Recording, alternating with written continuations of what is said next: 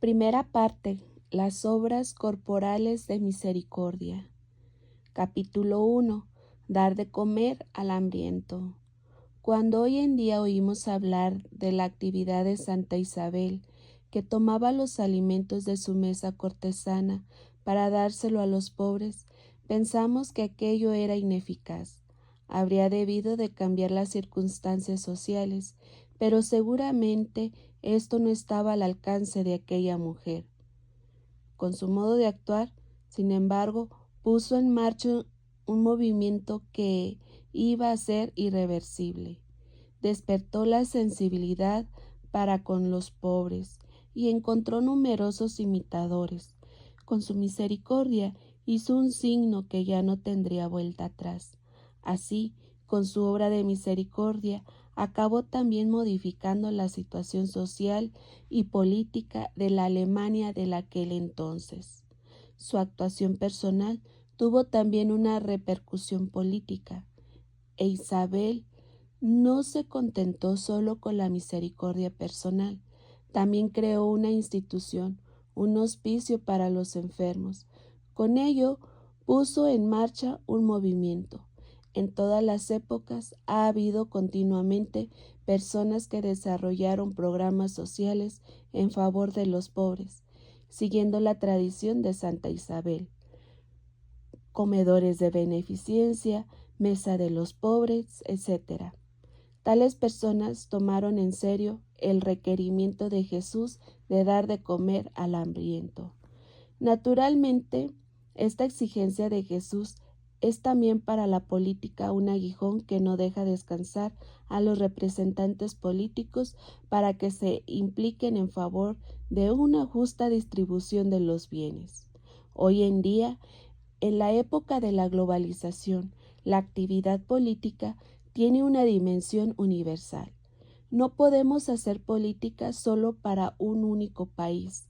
Siempre somos responsables, además del mundo entero.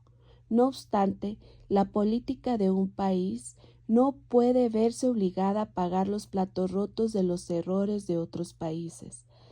Dar dinero a otros países solo tiene sentido cuando éstos hacen sus deberes, cuando combaten la corrupción y emplean el dinero de manera realmente eficaz. Pero todas las decisiones políticas requieren hoy poner la mirada en el mundo entero.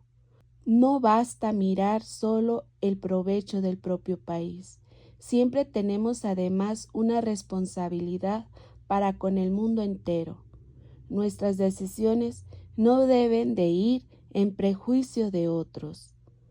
Por un lado, hoy no podemos dejar de lado la dimensión política de las obras corporales de misericordia.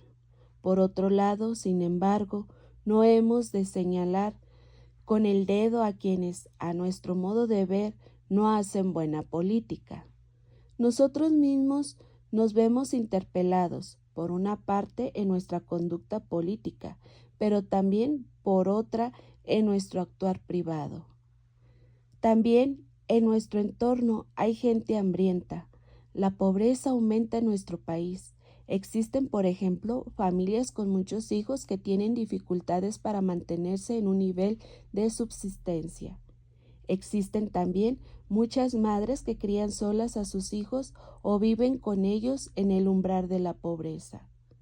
Pero a menudo a estas personas les resulta difícil mendigar y no podemos avergonzarlos con nuestra limosna. En su parábola, Jesús habló del rey con el que nos encontramos en los pobres. Cuando damos de comer a un hambriento, hemos de tratarlo como a un rey y no como a un mendigo molesto. Hemos de hacerle sentir su dignidad regia. Así, prestar ayuda requiere mucho tacto para que dicha ayuda no se convierta en motivo de vergüenza para el otro. Numerosos cristianos intentan seguir la palabra de Jesús dando dinero u organizando colectas en favor de las gentes de África o de otros territorios en situación de emergencia. Ciertamente, esto es una respuesta concreta a la exigencia de Jesús. Otros se dejan conmover por peticiones de donativos motivadas por catástrofes naturales o circunstancias concretas de necesidad, y dan dinero y colaboran para aliviar la apurada situación. Otros más le dan dinero al mendigo que está al borde de la calle porque creen que con ello cambian su estado de necesidad. No obstante, muchos de ellos también se han desilusionado y al enterarse de cómo a veces la mendicidad está organizada de manera muy profesional. No siempre es fácil distinguir cuando realmente doy de comer a una persona hambrienta y cuando simplemente caigo en una trampa refinada. En mi calidad de administrador del monasterio, a lo largo de 30 años, he tenido que vivir experiencias dolorosas en las que se han aprovechado de mí. Con el paso del tiempo, esto le vuelve a uno escéptico frente a todas las historias que le cuentan y que cada 3 años cambian, porque el truco viejo ya no surte efecto. Entonces, a uno le sobrevienen dos cosas: la mala conciencia, si estas personas no estarán realmente en apuros, y simultáneamente la sospecha de que solo requieren engañarnos. En medio de este dilema, cumplir la palabra de Jesús no es siempre fácil. Cuando Jesús habla de hambre, no se refiere solo al estómago que protesta. Para él, el hambre es desde el principio imagen de un hambre más profunda del ser humano.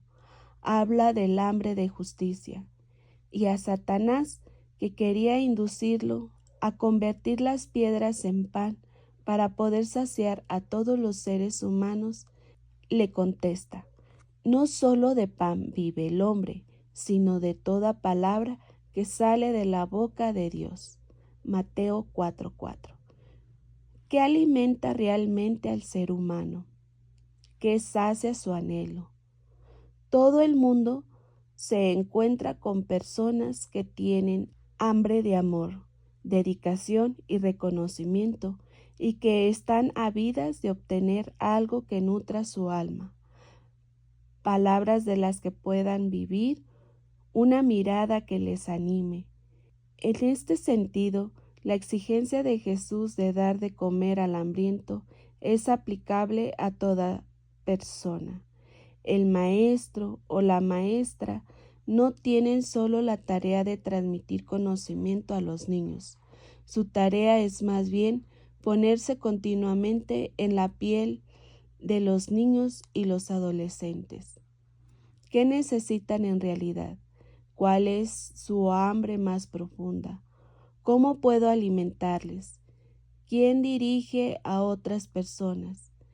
En una persona, en una asociación, en una comunidad, tiene siempre también la responsabilidad de ponerse en lugar de los otros y preguntarse: ¿qué necesitan en realidad? Esta pregunta no debo planteármela solo a propósito de mis trabajadores, sino también a propósito de los productos que elaboro para la gente o a propósito del servicio que ofrezco.